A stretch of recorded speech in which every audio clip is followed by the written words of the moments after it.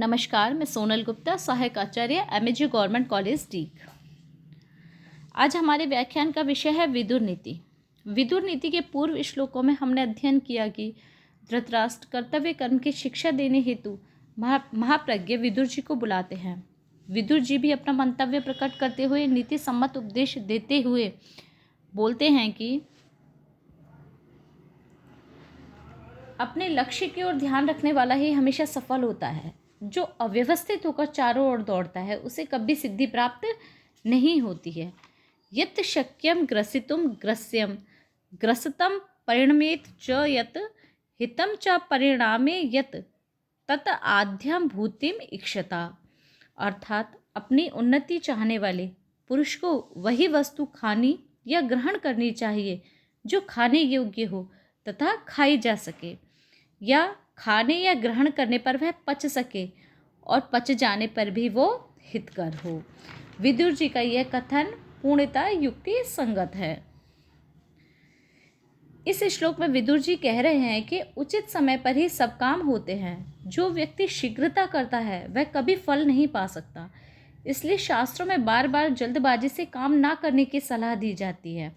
इससे संबंध रखने वाला हिंदी में एक मुहावरा भी है, जल्दी का काम हमेशा शैतान का होता है। वनस्पते अपक्वानि फलानि प्रचनोति यः स न आपनोति रसम तेभ्यो बीजम चास्य विनश्यति। अर्थात जो पेड़ से कच्चे फलों को तोड़ता है वह उन फलों से रस तो पाता ही नहीं है, उल्टे उस वृक्ष के बीज का भी नाश होता है। इस श्लोक में विदुर जी कह रहे हैं कि संसार का यह नियम है कि बीज से फल उत्पन्न होता है और पुनः फल से बीज उत्पन्न होता है।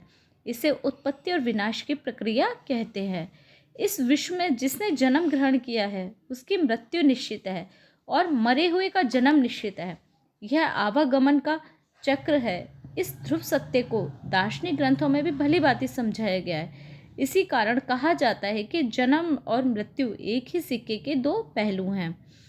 यह तो पक्वम उपादते काले परिणतम फलम फलात रसम सा लभते बीजात चाये फलम पुनः।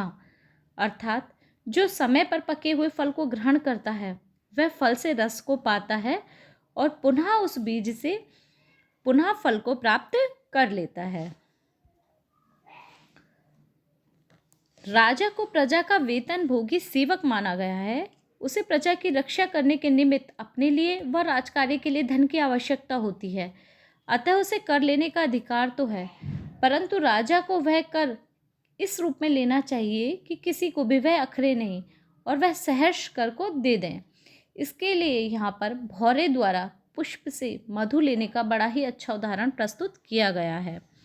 यथा मधु समादते रक्षण पुष्पाणि षट्पदः तत् अर्थान मनुष्य भी आद्यम अविंसिह। अर्थात जैसे भौरा फूलों की रक्षा करता हुआ भी उनके मधु का आस्वादन करता है, उसी प्रकार राजा को भी प्रजाजनों को कष्ट दिए बिना ही उनसे धन को लेना चाहिए।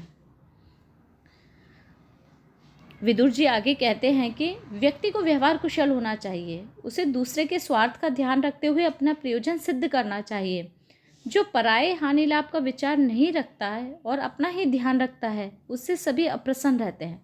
अतः प्राणी के लिए व्यवहार कुशल होना अत्यंत आवश्यक है। पुष्पम पुष्पम विचुन्वित मूलच्छेदम न कार्येत मालाकार इव आरामे न यथा अंगार कारकः।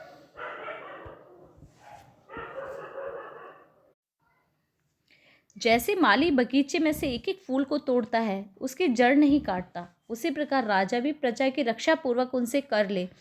कोयला बनाने वाले की तरह जड़ को नहीं काटना चाहिए।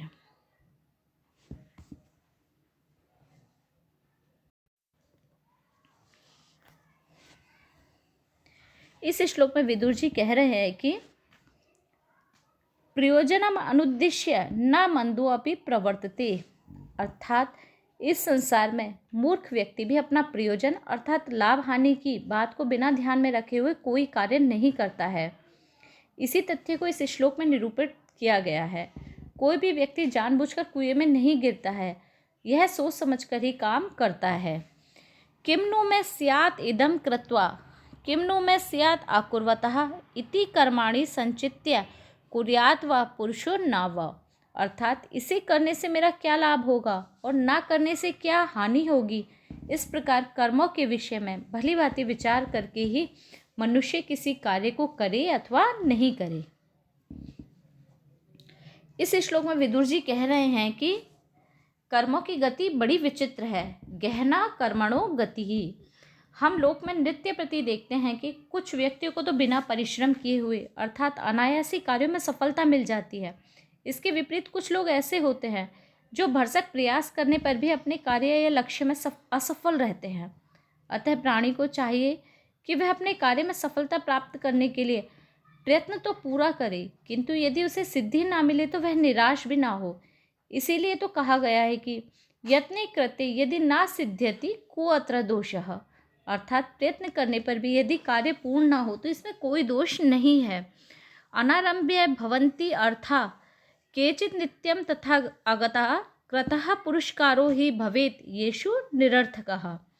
अर्थात कुछ ऐसे व्यर्थ कार्य हैं जो नित्य अप्राप्त होने के कारण आरंभ करने योग्य नहीं होते हैं, अतः उनके लिए किया हुआ पुरुषार्थ भी व्यर्थ हो जाता है।